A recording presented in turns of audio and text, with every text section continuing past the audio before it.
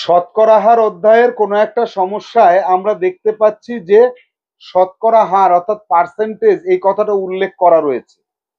তাহলে আমরা আগের ক্লাসের ধারণা থেকেই বলে দিতে পারবো ম্যাজিক সূত্র 2 ব্যবহার করব, কারণ আগের ক্লাসে আমরা ম্যাজিক সূত্র 1 ব্যবহার করেছি, 2 ব্যবহার করার কোনো সুযোগই পাইনি। এত এর এত পার্সেন্ট সমান সমান এত, কি বলছেন এত এর আবার এত আবার এত, কতগুলো এত? হ্যাঁ, অঙ্কটাকে যখন বোর্ডে লিখে করব তখন তুমি বুঝতে পারবে যে এত এর এত পার্সেন্ট সমান সমান এত যদি হয়, তাহলে ম্যাজিক সূত্র 2টাকে ব্যবহার করে আমরা শতকরা হার দেওয়া আছে এইরকম সমস্যা সমাধান করতে পারবো। 500 টাকা দিয়ে একটা জিনিস কিনলাম, 20% লাভে বিক্রি করলাম, তাহলে বিক্রয় মূল্য কত? তাহলে 20% লাভ, পার্সেন্টেজ কথাটা উল্লেখ আছে, ম্যাজিক সূত্র 2 ব্যবহার করতে হবে। তাহলে আমি বুঝতে পারলাম যে ম্যাজিক সূত্রে এটাকে বসাবো, বসিয়ে সঠিক উত্তরে পৌঁছাবো। আচ্ছা, ম্যাজিক সূত্রে যদি না ফেলি এই অঙ্ক কি আর অন্য কোনো ভাবে করা যায়? হ্যাঁ যায়, তবে সেভাবে করলে অনেক বড় হতে পারে, কখনো কখনো জটিল হতে পারে, কিন্তু ম্যাজিক সূত্রে ফেললে একদম সহজে সমস্যা সমাধান করা সম্ভব হয়। ম্যাজিক সূত্র 2, সেখানে যদি বাম পাশেরটা জানা থাকে তাহলে কি করব, আর যদি ডান পাশেরটা জানা থাকে বাম পাশেরটা অজানা থাকে তাহলেই বা কি করব? সো স্টুডেন্টস, আমরা শুরু করব আমাদের জেএনভিএসটি ম্যাথ ক্লাস, নিশ্চিত নবোদয় বই, জওহর নবোদয় বিদ্যালয় প্রবেশিকা পরীক্ষার একমাত্র বেসিক অঙ্কের বই। তো এখান থেকে আমাদের নবম অধ্যায়, আমরা নবম অধ্যায় 62 দাগ পর্যন্ত সমস্যা আগের ক্লাসে শেষ করেছি।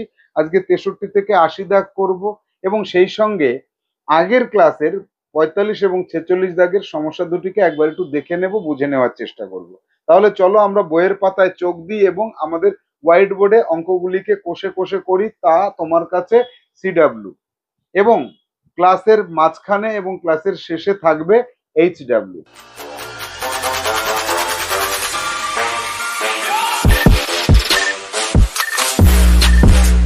জেএনভিএসটি ম্যাথ ক্লাস, নিশ্চিত নবোদয় বই থেকে আমাদের সমস্যা সমাধান করতে হবে নবম অধ্যায়। তো এই নবম অধ্যায়ে আমরা পাচ্ছি শতকরা হার। আজকে আমরা 40 নম্বর ক্লাসে আছি। 63 দাগ থেকে 80 দাগ পর্যন্ত যে সমস্যাগুলি রয়েছে সেই সমস্যাগুলির সমাধান করব। তো আমরা আগের ক্লাসে অর্থাৎ 39 নম্বর ক্লাসে অঙ্ক করেছিলাম 21 থেকে 62 পর্যন্ত। সেখানে 45 দাগ এবং 46 দাগ এই দুটো অঙ্কে একটা সমস্যা দেখা গেছিল। 530 এর মধ্যে যদি 415 জন, সেখানে ছিল 415 জন ছাত্র হয়, তাহলে শতকরা হারটা কেমন হয়ে যাচ্ছিল? দশমিকে চলে আসছিল। তো আমরা সেই জন্য সংখ্যাটাকে পাল্টে দিলাম। যদিও শতকরা হার দশমিকে থাকলে কোনো অসুবিধা হয় না, তারপরেও একটু পাল্টে দেওয়া হলো। আমাদের একজন স্টুডেন্ট সেটা বলেছে, স্যার এখানে দশমিকে আসছে, ওর মনে হয়েছে দশমিকে আসলে হয়তো মানুষটাই ভগ্ন সংখ্যায় চলে যায়, কিন্তু শতকরা হার ভগ্ন সংখ্যায় গেলেও কোনো অসুবিধা হয় না। 100 জনের মধ্যে ওই কয়জন, কিন্তু 530 জনের মধ্যে তো এই কয়জন, সেজন্য আমি ইনস্ট্যান্টলি সংখ্যাটা পাল্টে দিয়েছি। সংখ্যাটা পাল্টে দিলে অঙ্কটা কেমন হয় সেটা একবার একটু দেখে নেব আমরা। তারপর যাব আজকের আলোচনার বিষয়বস্তু, যেটা 63 দাগ থেকে শুরু করে 80 দাগ পর্যন্ত সমস্যাগুলোর সমাধান কৌশল আমরা দেখে নেব। তো আসা যাক, সর্বপ্রথমে আমাদের স্টুডেন্ট যেটা বলেছে 45 দাগ এবং 46 দাগ, এই দুটো সমস্যা নিয়ে আমরা আলোচনা করি। যে কি, একটা স্কুলে 530 জন ছাত্রছাত্রী উপস্থিত আছে, তা আছে টোটাল। তার মধ্যে 424 জন ছাত্র যদি হয়, শতকরা কতজন ছাত্র? এবং পরের অঙ্কটাতে ঠিক কি বলছে? পরের অঙ্কটায় বলছে যে যে ওই একই সংখ্যক যদি ছাত্র থাকে তাহলে ছাত্রী কত পার্সেন্ট হয়। এই যে সমস্যাটি রয়েছে, এই সমস্যার সমাধান আমরা করে দেখি। চলে যাব আমরা সলিউশনে। আমি অনেকের খাতা চেক করছি, এইভাবে সলিউশন দিয়ে করছো না। সলিউশন দিয়ে করতে বলেছি আমি, সলিউশন দিয়ে করবে। এখানে প্রথমে দাগ নম্বর দেবে, তারপরে সলিউশন লিখে তারপরে অঙ্ক করতে শুরু করবে। যে মোট মোট ছাত্রছাত্রী লিখতে হবে 530 জন, এটা লেখো। আর তার মধ্যে ছাত্র আছে 424 জন। সুতরাং ছাত্র সংখ্যার শতকরা হার লিখে করবে। সিডাব্লিউ চলছে, এটা সিডাব্লিউ। শতকরা হার সমান সমান 424/530, যত বাই যার মধ্যে ইন্টু 100%। অনেকের খাতা এইটুকু দেখেছি আমি, কিন্তু আমি বলেছিলাম মাঝখানে আর একটা লাইন লিখতে। কি লিখতে বলেছিলাম? সূত্রটাকে যত বাই যার মধ্যে, এই লাইনটা অনেকের খাতায় আমি পাইনি, ইন্টু 100%, এই সূত্রটা ধরে করলে তাহলে অঙ্কটা বুঝতে সুবিধা হয়। তাহলে কতজন ছাত্র আছে? 424 জন। কত জনের মধ্যে? 530 জনের মধ্যে, ইন্টু 100%। এবার এইটাকে কাটো, এটাকে কাটতে হবে তোমাকে। 2 দিয়ে কাটো প্রথমে, সর্বপ্রথমে 2 দিয়ে কাটো। দেখো আমি একবারে করছি, তোমরা 2 দিয়ে কাটতে থাকো, কুইক। 424 ভাগ 530, কাটতে যেখানে যাবে তারপর 100 দিয়ে গুণ করে দেখবে যে 80% হচ্ছে। সুতরাং আমরা কি বলতে পারি? যে অঙ্কতে চলে যাই, শতকরা কতজন ছাত্র, এই যে এখানে কি আছে, শতকরা কতজন ছাত্র, উত্তর লিখব শতকরা 80 জন ছাত্র। পরের সমস্যাটা দেখব, একটা স্কুলে 530 জন ছাত্রছাত্রী আছে, তার মধ্যে 424 জন ছাত্র, শতকরা কতজন ছাত্রী? তাহলে এবার 45-এর পরে 46 দাগের সমস্যাটা কিন্তু আমরা এখান থেকেই সমাধান করতে পারি। তোমরা আবার নতুন করে লেখো 46 দাগ। 46 দাগ লিখে লেখো সলিউশন সিডাব্লিউ। মোট ছাত্রছাত্রী এতজন, ছাত্র এতজন, ছাত্র সংখ্যা শতকরা হার 80%। এর এক লাইন, এই অঙ্কটাই করে এক লাইন বাড়িয়ে দাও। সুতরাং ছাত্রী সংখ্যার শতকরা হার সমান সমান মোট 100%, তার থেকে 80% বিয়োগ করে দিলে হবে 20%। মানে 46 দাগের সমস্যাটা আমার আর করাই লাগলো না, কিন্তু তোমাদের করতে হবে। তোমরা খাতায় আবার নতুন করে এটাকে লেখো, এখান থেকে শুরু করো, এখান থেকে শুরু করে এই পর্যন্ত লেখো। এবার আমি ততক্ষণে বোর্ডে একটা জিনিস দেখাই তোমাদের। দেখো, আগে অঙ্কটাতে ছিল 415 জন, 530 জনের মধ্যে 415 জন ছিল ছাত্র।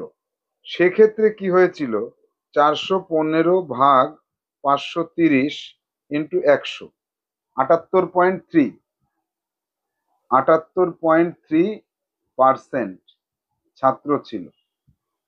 আর এটার থেকে যদি বিয়োগ করে দাও, 100% থেকে বিয়োগ করো, তাহলে 21.7% ছিল ছাত্রী।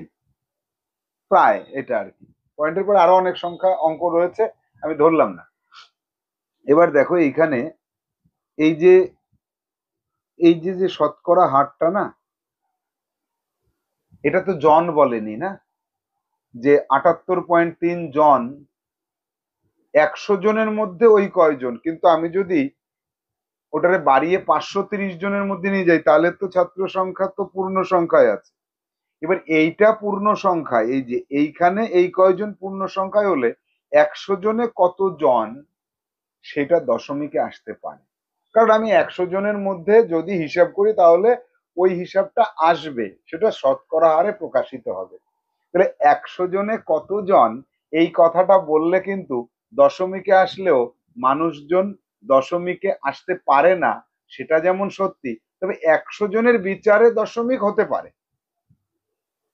আমি তো এইটা উত্তরে বলা হয়নি যে এই কয়জন মানুষই উপস্থিত ছিল, কতজন মানুষ আসবে, যদি বলে শতকরা হারে, যেহেতু এটা 100 জনের মধ্যে তুলনা করছি, তখন 100 জন যদি হতো তাহলে এই কয়জন হতে হতো, হয়েছে বলা হয়নি। তাহলে এবার আমি আশা করছি ক্লিয়ার হয়ে গেছে। 45 এবং 46 দাগ যাব আজকের সমস্যার যেখান থেকে শুরু, 63 দাগ থেকে, এই ধরনের সমস্যার থেকে ভিন্ন ধরনের সমস্যা, নতুন সমস্যা। 63 দাগে আমরা অঙ্কটাকে পড়ব। কুনাল আমাদের স্টুডেন্ট, উত্তর 24 পরগনার নবোদয়ে পড়ছে, 11-এ পড়ছে। কুনালের কাছে যত টাকা আছে তৃষার কাছে তার তুলনায়, তৃষা 12-এ পড়ছে, তৃষার কাছে তার তুলনায় 30% বেশি টাকা আছে। সেই কবে তাদের আমলে বইটা লেখা, বইয়ের অঙ্কগুলো তৈরি, তারা এখন 11 আর 12-এ আছে, মনে পড়লো।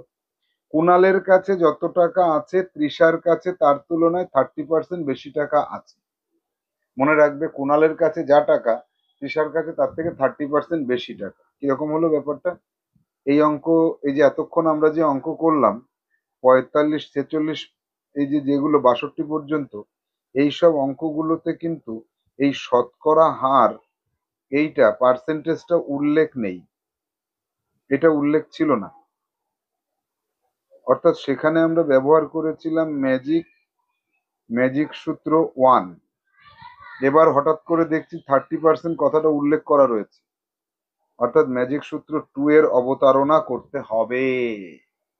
দেখা যাক, এটা আমরা ম্যাজিক সূত্র ছাড়াও করতে পারি, দুভাবেই দেখব। কুনালের কাছে যত টাকা আছে তৃষার কাছে তার তুলনায় 30% বেশি টাকা আছে।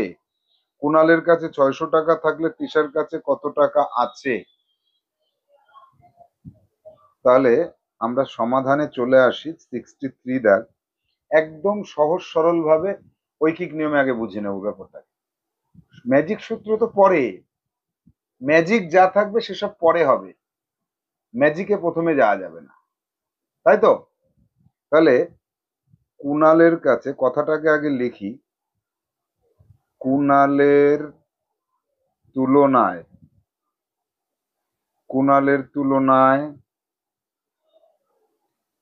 তৃষার কাছে 30% বেশি টাকা আছে। কুনালের তুলনায় 30% বেশি টাকা আছে তৃষার কাছে। এবার কুনালের টাকা দেখো, এখানে আবার বলা আছে কুনালের কাছে আছে 600 টাকা। যদি এটা তৃষার কাছে থাকতো তাহলে কি হতো? পরের অঙ্কটাতে আছে সেটা, ওটা পরের অঙ্কতে আছে। তৃষার কাছে যদি থাকে এত টাকা, ওটা আলাদা। এটা আগে দেখো, এটা বোঝো আগে, এটা বোঝো। সলিউশনে আসবো। কুনালের তুলনায় তৃষার কাছে 30% বেশি টাকা আছে, এই কথাটার অর্থ কি? যে ওই কথাটার অর্থ থেকেই আমরা অঙ্কটা করতে পারি। কুনালের কাছে 100 টাকা থাকলে তৃষার কাছে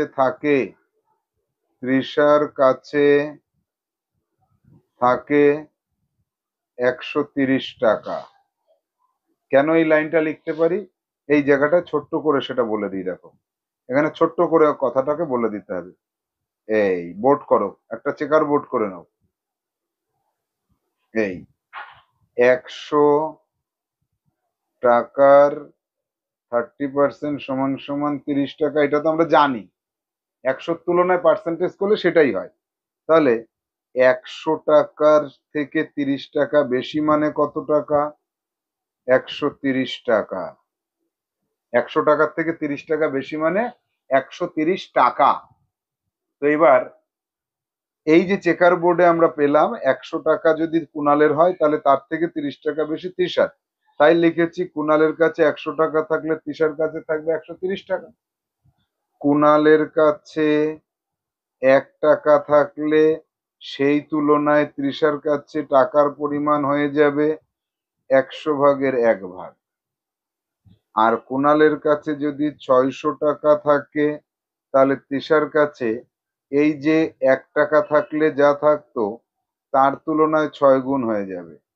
এবার আমি কাটবো, 100-র দুটো শূন্য এইটা, তাহলে 5-13 65, 6-13 78, একটা শূন্য, এত টাকা।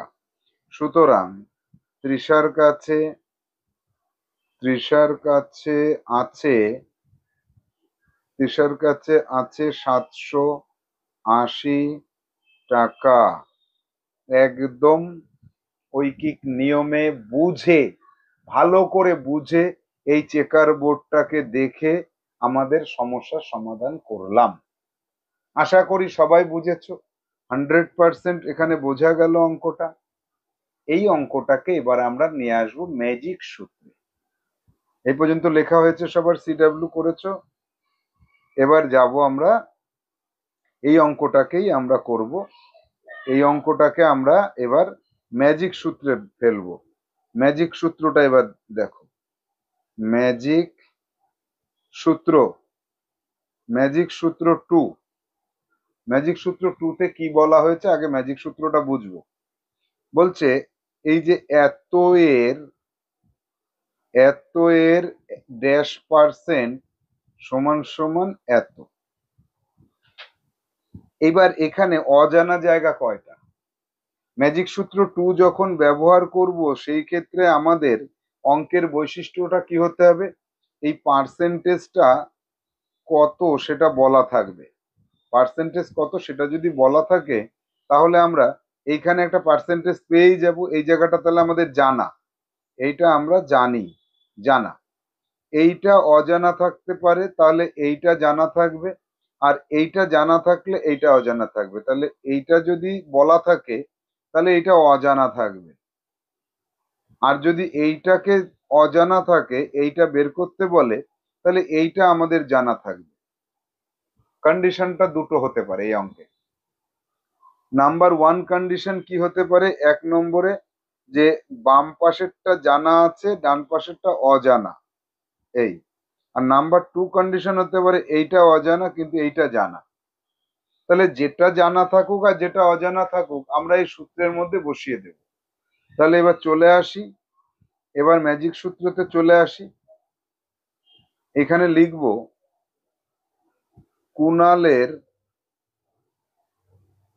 কুণালের কাছে যত টাকা, আগের লাইনটাই লিখছি, আছে তৃষার কাছে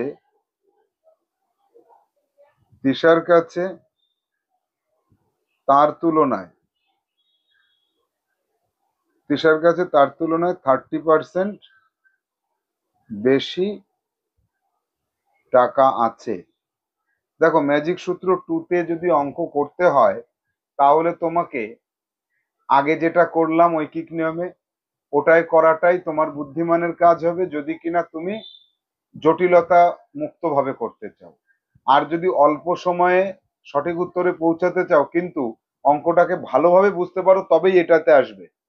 যদি এইটাতে তুমি যদি অঙ্কর ঠিক ঠিক জায়গা বুঝতে না পারো তাহলে এই রিস্ক নেবে না, কোনোদিনই নেবে না। আমি বারবার বারণ করে দেব, এই রিস্কটা নেবে না কোনোদিনই, যদি কিনা তুমি এই অঙ্কের কোথায় কি বলা আছে সেটা ভালো করে না বোঝো। তুমি ঐকিক নিয়মে করে যাও, সময় বেশি লাগুক সঠিক উত্তরে পৌঁছে যাবে। এখানে দেখো বিষয়টা আমাকে দেখতে হবে অনেকটা।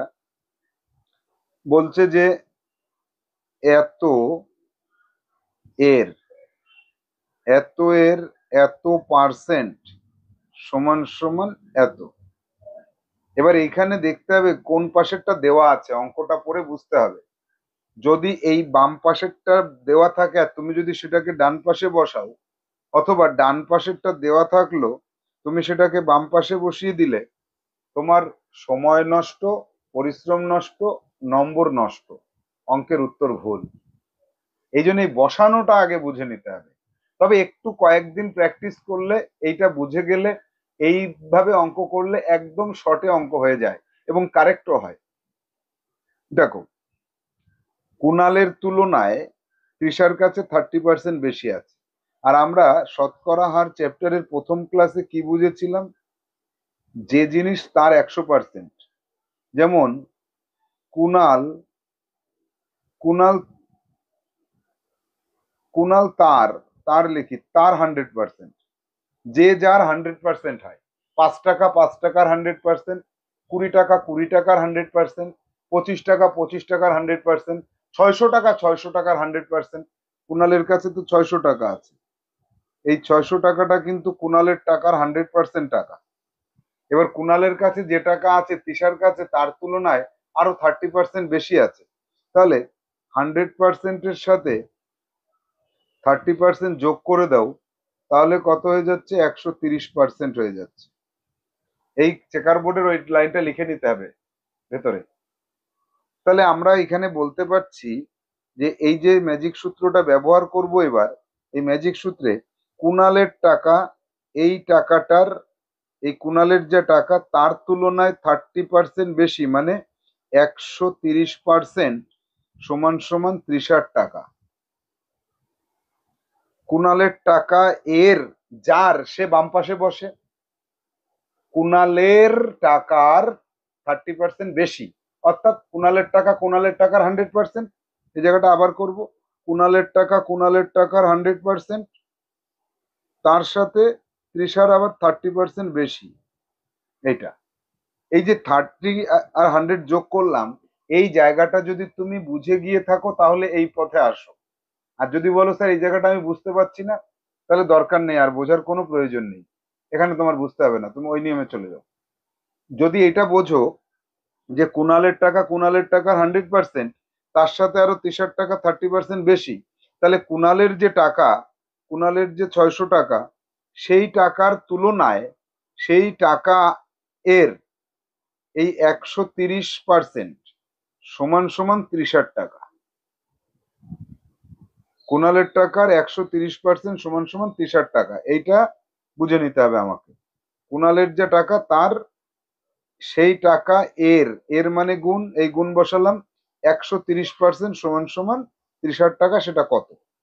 ডান পাশেরটা না জানা থাকলে অটোমেটিক্যালি বেরিয়ে যাবে, বাম পাশেরটা না জানা থাকলে কি করব, সেরকম অঙ্ক পাই তারপরে করব। এবার দেখো কুনালের টাকার 130% কেন হলো এই জায়গাটায়, আমাকে এই জায়গাটা আবার বুঝতে হবে। 130% এই কারণে হলো, কুনালের টাকা কুনালের টাকার 100%, আর তৃষার কাছে তার তুলনায় 30% বেশি আছে, অর্থাৎ 100 + 30 সমান সমান 130%।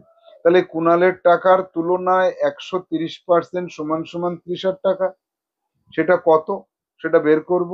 এইটা 600 ইন্টু 130%, তুলে দিলে কি হয়, 100 দিয়ে ভাগ হয়।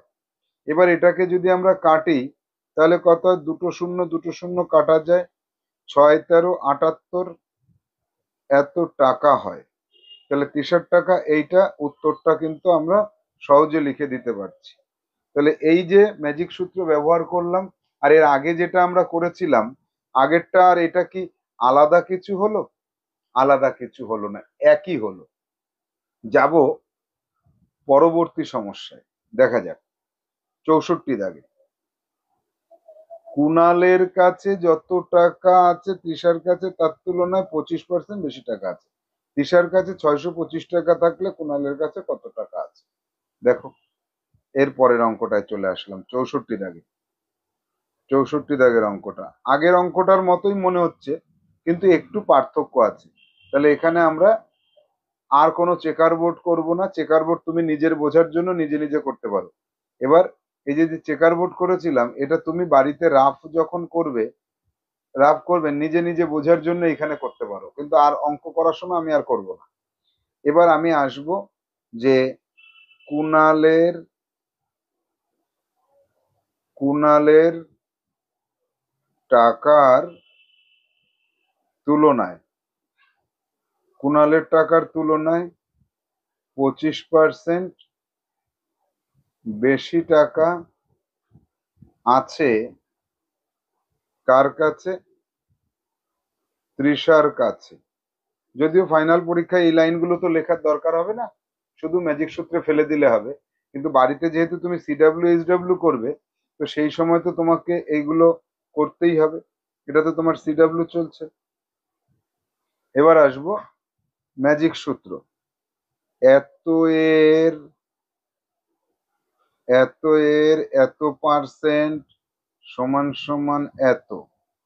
এবার আমি চিন্তা ভাবনা করি, কুণালের 1 টাকার 25% বেশি।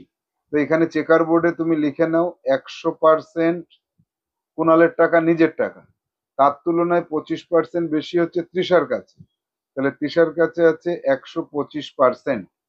125%, এই 125%। তাহলে এবার আমি আসব এই জায়গাটাতে, কুণালের টাকার কুণালের টাকার 125% সমান সমান 30 টাকা। এখানে 30 টাকা কত দিয়েছে দেখি। তৃষার কাছে 625 টাকা, এটা আবার জানা গেছে। আবার তৃষার কাছে এখানে লিখে রাখো, 30 টাকা সমান সমান 625 টাকা, এই লাইনটা লিখে রাখো। তাহলে এই কুণাল এর 125% 625 টাকা। এই কুণালেরটা কিন্তু জানা নেই, কারটা জানা নেই, এইটাই অনেকে ভুল করবে। এখানে লিখবে 625, তার 125% সমান সমান কত বের করবে, উত্তর হয়ে যাবে সম্পূর্ণ ভুল। আগে বুঝতে হবে, না বুঝতে পারলে ঐকিক নিয়মে চলে যাব। আমি এই নিয়মে বোঝার চেষ্টা করি না, দেখি না। কুণালের টাকার 25% বেশি, অর্থাৎ 100% নিজের টাকা নিজের, তার তুলনায় আবার 25% বেশি, তাহলে 125% সমান সমান 625 টাকা। কুণালের টাকার 125% সমান সমান 30 টাকা।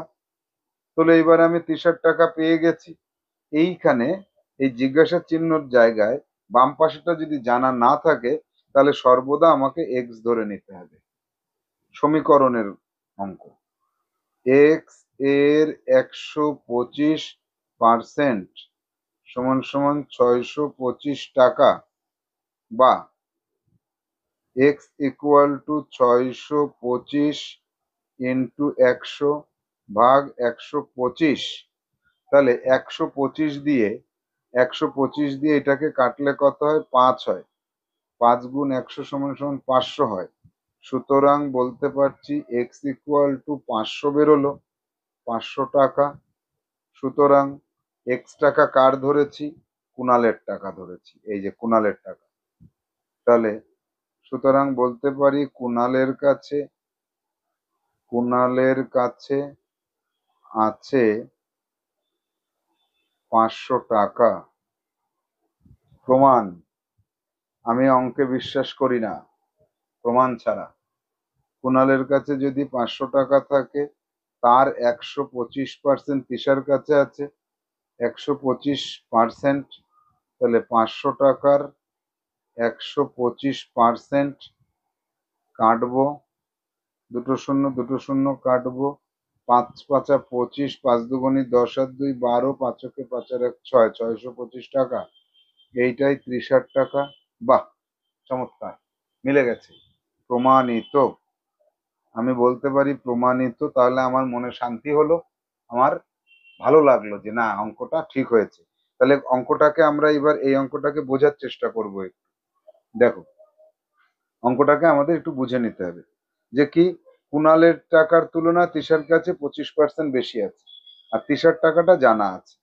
তাহলে কুণালের, আমি এখানে কিছুই লিখবো না, প্রথমে লিখবো কুণাল এর 125% সমান সমান তৃষার টাকা।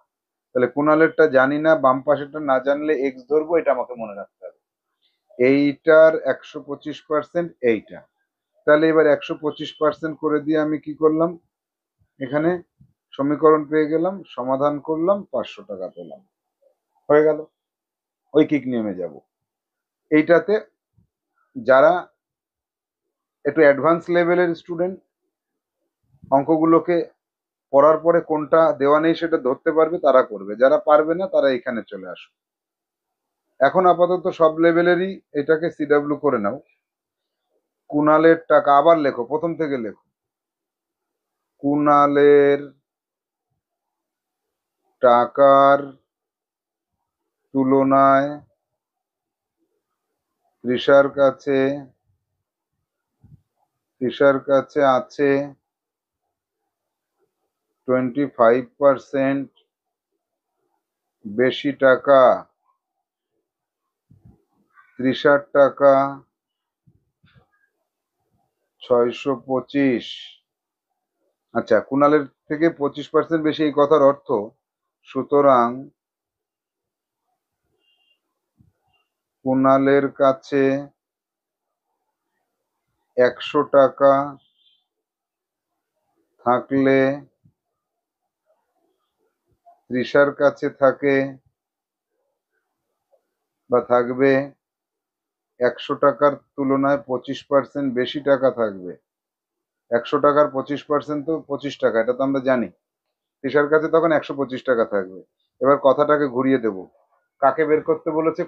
কুণালকে বের করতে বলে ডান পাশে রাখবো। তাহলে তৃষার কাছে 125 টাকা থাকলে কুণালের কাছে থাকে 100 টাকা। তৃষার কাছে 1 টাকা থাকলে কুণালের কাছে থাকে 100/125 টাকা। তৃষার কাছে 625 টাকা থাকলে কুণালের কাছে থাকে 100/125 ইন্টু 625 টাকা। এবার কাটি, 500 টাকা, সুতরাং কুণালের কাছে থাকে 500 টাকা। এই পর্যন্ত করতে হবে, পুরোটা করলে তোমার উত্তর ঠিক হবে। এবার আমি বুঝতে পেরেছি তোমরা অনেকেই বলছো স্যার এটা সঠিক, এটা সহজ। সঠিক না, এটা সহজ আর কি, এটা সহজ। আমার ক্ষেত্রে কোনো না নেই, তুমি এইভাবেই করো। তবে অঙ্ক যখন অনেক জটিল হয়ে যায় তখন এইভাবে অঙ্ক করতে গেলে জটিলতায় পরিপূর্ণ হয়ে যায়। তখন কিন্তু তোমাকে ওই নিয়মে করলে অনেক জটিলতা মুক্ত হবে, তুমি অঙ্কটা করতে পারো। তোমার যেভাবে খুশি তুমি করো, কোনো অসুবিধা নেই। যাবো এবার আমরা পরবর্তী সমস্যা 65 দাগে। কুণালের কাছে যত টাকা আছে তৃষার কাছে তার তুলনায় 26% বেশি টাকা আছে। কুণালের কাছে 900 টাকা থাকলে তৃষার কাছে কত টাকা আছে? একদম 63 দাগ। এটা 63 দাগ অনুযায়ী করবে, নিজে করবে, বাড়ি থেকে করবে, নিজে লিখে পুরোটা। আমি এইখানে যেভাবে করলাম 2 নিয়মেই করবে, প্রতিটা অঙ্ক 2 নিয়মেই করবে সবাই।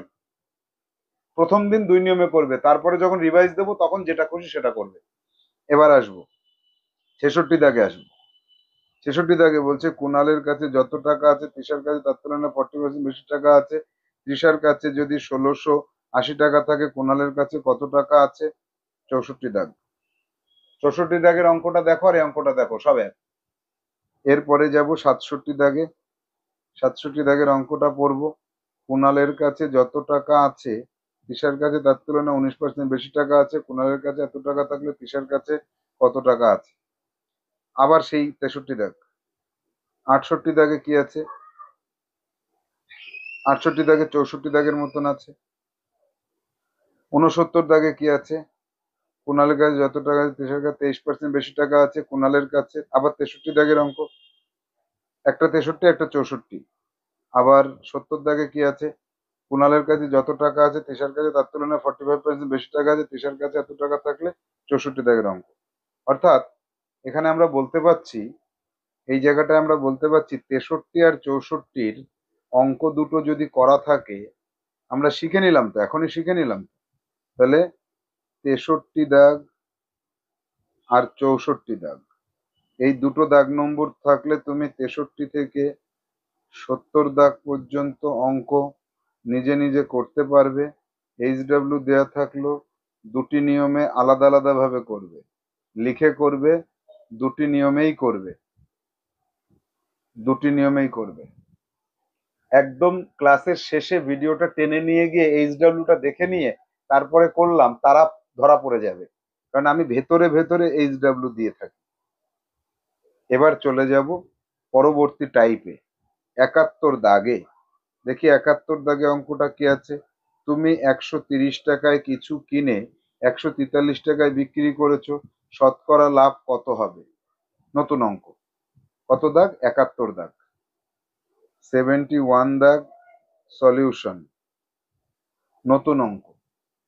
কিছু কিনে আবার বিক্রি করা। কেনার সময় কি হয়? একটা দাম দিয়ে কিনতে হয়। বিক্রি করার সময় কি হয়? একটা দাম দিয়ে বিক্রি করতে হয়। কেনার দামটাকে বলা হয় ক্রয় মূল্য। কেনার দামটার নাম ক্রয় মূল্য, বিক্রির দামটার নাম হচ্ছে বিক্রয় মূল্য। কেনার দাম ক্রয় মূল্য, বিক্রির দাম বিক্রয় মূল্য। এবার লাভ হোক আর ক্ষতি হোক, লাভ ক্ষতি পরের চ্যাপ্টার, আমরা সেখানে যাব। আপাতত এইটুকু শিখে রাখি, লাভ হোক আর ক্ষতি হোক এটা কার উপরে নির্ভর করে? কার উপরে হিসাব করতে হয়? কার উপর হিসাব করতে হয়? সর্বদা সর্বদা ক্রয় মূল্যের উপরে। বিক্রয় মূল্যের উপরে হিসাব করলে হবে না, সারা জীবন মনে রাখবে ক্রয় মূল্যের উপরে হিসাব করতে হবে। তাহলে লাভ হবে কখন? যখন কেনা দামের থেকে বেশি হবে বিক্রি দাম। তাহলে ক্রয় মূল্য থেকে, এই জায়গাটা দেখো, আবার দেখে নাও, এই যে ক্রয় মূল্য, যেটা ক্রয় মূল্য, ক্রয় মূল্য থেকে যদি বিক্রয় মূল্য, এই বিক্রয়, এগুলো লাভ ক্ষতি চ্যাপ্টারে আমি বলবো, এখন জাস্ট বোঝানোর জন্য বলছি। বিক্রয় মূল্য যদি বেশি হয় তাহলে কি হয়? লাভ। আবার যদি ক্রয় মূল্যটা যদি বেশি হয় আর বিক্রয় মূল্যটা যদি কম হয়, বিক্রয় মূল্যটা যদি কম হয় তাহলে হয় ক্ষতি। তাহলে ক্ষতি হয়। ক্রয় মূল্য থেকে বিক্রয় মূল্য যদি বেশি হয় তাহলে আমরা কি বলতে পারি? তাহলে বলতে পারি যে আমাদের ক্ষতি হয়ে যায়। বেশ ভালো কথা। এই পর্যন্ত আমরা জেনে রাখলাম। আর একটা কথা জেনে রাখবো, যে সর্বদা ক্রয় মূল্যের উপরে এই লাভ বা ক্ষতি, এই দুটো, এই লাভ অথবা ক্ষতি, এদের হিসাব সর্বদা এই ক্রয় মূল্যের উপরে হবে। বিক্রয় মূল্যের উপরে কোনোদিন করব না। যদি অঙ্কে বলে তাহলে করব, না হলে করব না। বেশ, এই পর্যন্ত জেনে রাখার পরে এবার অঙ্কে আসো। এবার অঙ্ক লেখো, শুরু থেকে লেখো। 71 দাগ, সলিউশন। কি করব? অঙ্কে পড়ে নিই। 130 টাকায় কিনেছি, 143 টাকায় বিক্রি করেছি। তাহলে ক্রয় মূল্য সমান সমান 130 টাকা, আর বিক্রয় মূল্য সমান সমান 143 টাকা। ক্রয় মূল্য আর বিক্রয় মূল্য হয়ে গেল। এরপরে লাভ। এখান থেকে আমি বুঝে গেছি কেনা দামের তুলনায় বিক্রি দাম বেশি, তাহলে লাভ হয়েছে 143 মাইনাস 130 সমান সমান 13 টাকা। এবার লাভের শতকরা হার বের করতে হবে আমার। লাভের শতকরা হার ইকুয়াল টু, সূত্র, যত বাই যার মধ্যে ইন্টু 100%, অর্থাৎ ম্যাজিক সূত্র 1। মনে পড়েছে ম্যাজিক সূত্র 1টা? আর এই অঙ্ক করার সময় এই যে প্রত্যেকবার আমি সূত্রটা লিখতে বলছি কেন? তাহলে তোমার অঙ্কটা মনে পড়বে, ভুল হবে না। ওই সূত্র ছাড়া যারা করেছো তাদের অঙ্ক কিন্তু হবে না। তাহলে 13 টাকা লাভ হয়েছে। কার মধ্যে লাভ হয়েছে? 143 টাকার মধ্যে। 143 টাকা। ক্লাসে কোনো রকম কোনো মন নেই কারো? একটু আগেই বললাম ক্রয় মূল্যের উপরে করবে, সঙ্গে সঙ্গে 143 লেখা কমপ্লিট হয়ে গেছে। এবার আমি তো এখান থেকে ডিলিট করে দিলাম, তুমি করো তো খাতার থেকে। খাতায় কাটাকাটি হয়ে গেল। সিডাব্লিউ তে আমি চেক করব কার খাতায় কাটাকাটি হয়েছে। 143 কেন হবে? আমি তো ক্রয় মূল্য বলে দিলাম, ইন্টু 100%। সিডাব্লিউ চেক করবো আমি। এবার কি হবে? 13 দিয়ে এটাকে, আচ্ছা এই শূন্য আগে কেটে নি। 13 দিয়ে কেটে দিলাম, থাকলো 10%। সুতরাং এখানে বলতে পারি আমি অঙ্কে চলে যাব, শতকরা লাভ কত হবে? তাহলে শতকরা 10 টাকা লাভ হবে। এই হয়ে গেল আমার উত্তর, সলিউশন শেষ হয়ে গেল। যাব পরবর্তী সমস্যা 72 দাগে। তুমি 230 টাকায় কিছু কিনে 207 টাকায় বিক্রি করেছো, শতকরা লাভ কত হবে? তাহলে 230 টাকায় কিনেছো আর 207 টাকায় বিক্রি করেছো, শতকরা লাভ কত হবে? বুঝতে পারছো? শতকরা লাভ কত হবে? 207 টাকায় কিনেছো আর 230 টাকায় কিনেছো আর 207 টাকায় বিক্রি করেছো। দেখা যাক অঙ্কটা। খুব মজাদার অঙ্ক লাগলো আমার কাছে অঙ্কটা। কিছুই না, একটু ভাষা পাল্টে দিতে হবে। দেখো 72 দাগ। ক্রয় মূল্য সমান সমান 230 টাকা, বিক্রয় মূল্য সমান সমান 207 টাকা। তাহলে লাভ হয়নি, ক্ষতি। এটার থেকে এটা ছোট তো, লাভ হয়নি কেন? 230 টাকা হচ্ছে বড় আর 207 টাকা হচ্ছে ছোট, তাহলে লাভ হয়নি। ক্ষতি সমান সমান 230-এর থেকে 207 বিয়োগ করলে 23 টাকা। সুতরাং ক্ষতির শতকরা হার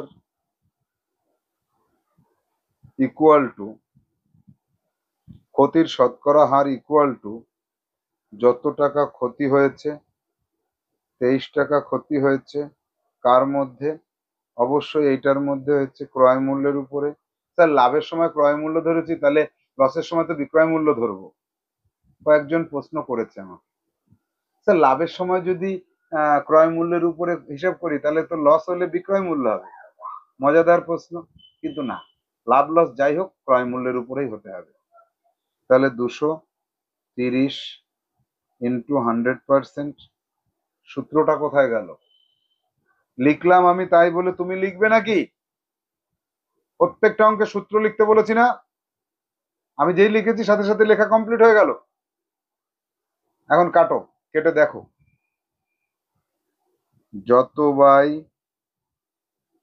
যার মধ্যে ইন্টু 100% সমান সমান 23 টাকা 230 টাকায় ইন্টু 100%। কাটবো, 0 0 23 23 10%।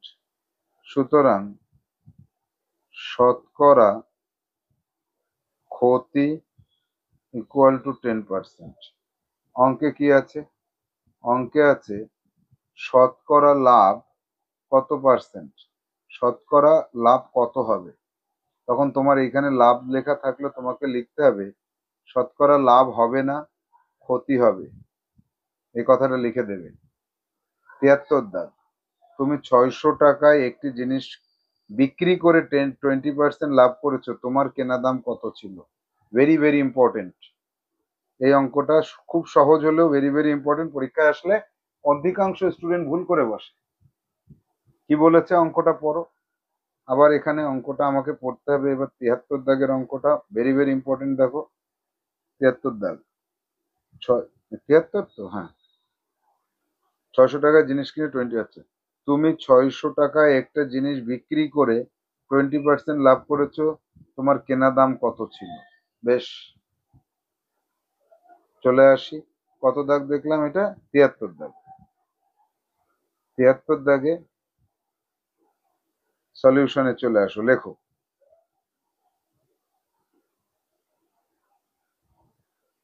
বিক্রয় মূল্য সমান সমান কত? 600 টাকা। 600 টাকা। লাভ সমান সমান 20%। তাহলে ক্রয় মূল্য সমান সমান কত, লিখে নাও। এইটুকু লিখে নেওয়ার পরে তারপরে করো। যেহেতু শতকরা হার এই কথাটা উল্লেখ আছে, আমি বুঝে গেছি ম্যাজিক সূত্র 2, এত এর এত পার্সেন্ট সমান সমান এত। আচ্ছা, এখানে লাভ লোকসানটা কার উপরে হয় আমরা দেখব। বিক্রয় মূল্য দেওয়া আছে আর লাভ দেওয়া আছে, কিন্তু লাভটা তো সবসময় ক্রয় মূল্যের উপরে। এর কার, এর সে বাম পাশে। তাহলে ক্রয় মূল্য যেটা, তার 20% লাভে বিক্রি হয়েছে। তাহলে ক্রয় মূল্য এর 100%, আরো 20% লাভ হলে তবেই বিক্রি করেছে সে। সেটা সমান সমান সে 600 টাকায় বিক্রি করেছে। এই জায়গাটা বুঝতে পারলে এই অঙ্কটা এবার হয়ে গেল তাড়াতাড়ি, নাহলে সেই ঐকিক নিয়মে লিখে লিখে করতে হবে। তাহলে ক্রয় মূল্য এর উপরে 20% লাভ, অর্থাৎ ক্রয় মূল্যটা তো থাকছে, আরো অতিরিক্ত 20% নিয়ে তারপরে বিক্রি করতে হবে। তাহলে 100% হচ্ছে ক্রয় মূল্য তার নিজের 100%, আরো 20% তাকে বেশি দাম নিতে হচ্ছে, তাহলে হয়ে যাচ্ছে 120%। তাহলে এবার এখানে আমরা কি লিখবো, এখানে লিখবো ক্রয় মূল্য এর 120% সমান সমান বিক্রয় মূল্য। তাহলে ক্রয় মূল্য এক্স এর 120% সমান সমান বিক্রয় মূল্য 600 টাকা। সমীকরণ গঠন হয়ে গেছে। এক্স এর 120% সমান সমান 600 টাকা। এক্স এর এর আর লিখবো না, এক্স ইকুয়াল টু 600 ইন্টু 100 ভাগ 120। কাটবো এবার, শূন্য আর শূন্য কাটবো, 5 12 60, তাহলে 500 টাকা। সুতরাং এক্স মানে ক্রয় মূল্য ইকুয়াল টু 500 টাকা। ম্যাজিক সূত্র ব্যবহার করে আমি করব, তুমি যদি না পারো তুমি ঐকিক নিয়মে চলে যাও, যেভাবে করবে আমাকে দেখাও। এটা শতকরা হার উল্লেখ থাকলে ম্যাজিক সূত্র 2, শতকরা হার উল্লেখ না থাকলে ম্যাজিক সূত্র 1। চলে আসবো পরবর্তী সমস্যা, 74 দাগে। তুমি 360 টাকা একটি জিনিস বিক্রি করে 10% লস করেছো, তোমার কেনা দাম কত ছিল? 74 দাগের অঙ্কটা আরো ভেরি ভেরি ইম্পর্টেন্ট, আগেরটার তুলনায় আরো বেশি ইম্পর্টেন্ট। কি বলেছে, তুমি 360 টাকায় বিক্রি করেছো। চলে যাব 74 দাগে, দেখো 360 টাকাটা মনে রাখো তো সবাই। 360 টাকা, 74 দাগ। বিক্রয় মূল্য সমান সমান 360 টাকা। ক্ষতি বা লস, ক্ষতি ইকুয়াল টু 10%। সুতরাং ক্রয় মূল্য সমান সমান কত, এই তো। আচ্ছা, যেহেতু এই পার্সেন্টেজ উল্লেখ আছে, এত এর এত পার্সেন্ট সমান সমান এত, হয়ে গেল। এবার আমি বুঝবো অঙ্কটা। ক্রয় মূল্য এর 10% ক্ষতি, ক্রয় মূল্য তো তার নিজের 100%, এই 100%-এর থেকে 10% কমে বিক্রি করেছে, তাই তো ক্ষতি হয়েছে। আর যদি বেশিতে বিক্রি করতো তাহলে তো লাভ হতো, এখানে তো লাভ হয়নি, এখানে ক্ষতি হয়েছে, মানে 10% কমে বিক্রি করেছে। অর্থাৎ ক্রয় মূল্য যেটা এখানে লিখতে হয়, ক্রয় মূল্য এর 90% সমান সমান বিক্রয় মূল্য। এখানে তুমি বিক্রয় মূল্যটা জানো, তাহলে ক্রয় মূল্যটা না জানলে এক্স এর 90% সমান সমান বিক্রয় মূল্যটা পেয়ে গেছে। ক্রয় মূল্য জানি না, তার উপরে লস হয়েছে 10%, তাই ক্রয় মূল্য এর 90%-এ বিক্রি হয়েছে, আর বিক্রি দামটা 360 টাকা। তাহলে এবার আমি বলতে পারছি এক্স ইকুয়াল টু 360। আচ্ছা, ও আর এক লাইন লিখি, এক্স ইন্টু 90/100 ইকুয়াল টু 360। তাহলে এক্স ইকুয়াল টু 360/90 ইন্টু 100। এবার কাটি, শূন্য শূন্য কাটলাম, 4 সমান সমান 400। 400 400 টাকা।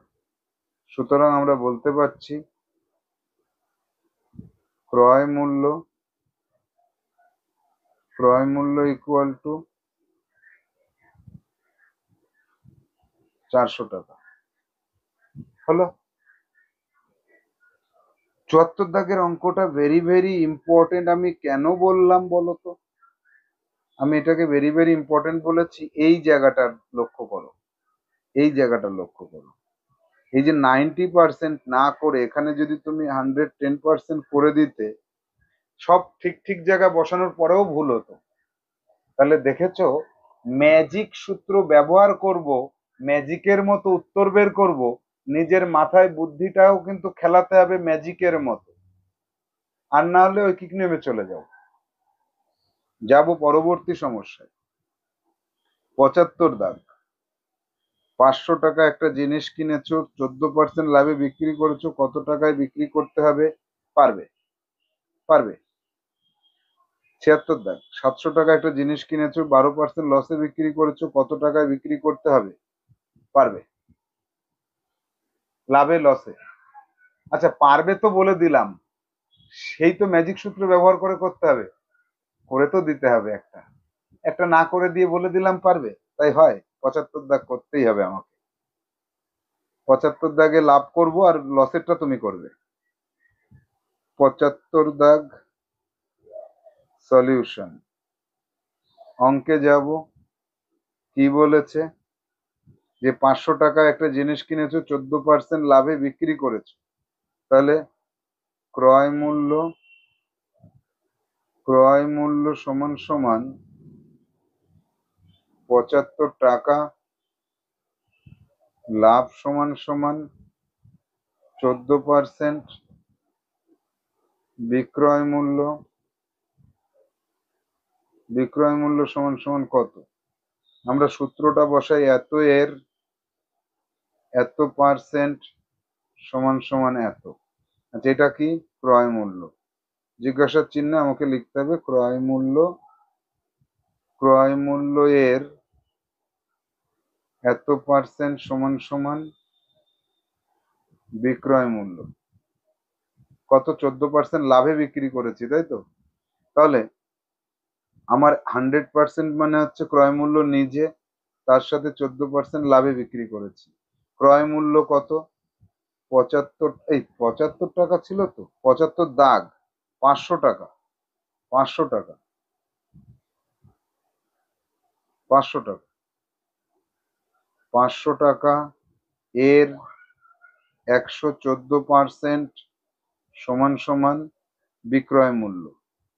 এখান থেকে করব 500 টাকা ইন্টু 114/100, কাটবো, দুটো শূন্য দুটো শূন্য কাটবো, 4 পাঁচা 20, 5 অক্ষে 5 আর 2 7, 5 অক্ষে 5, 570 টাকা। সুতরাং এবার লিখব বিক্রয় মূল্য সমান সমান 570 টাকা। হয়ে গেল, 570 টাকা হয়ে গেল। এবার 76 দাগে 700 টাকায় কিনেছো আর 12% লসে বিক্রি করেছো।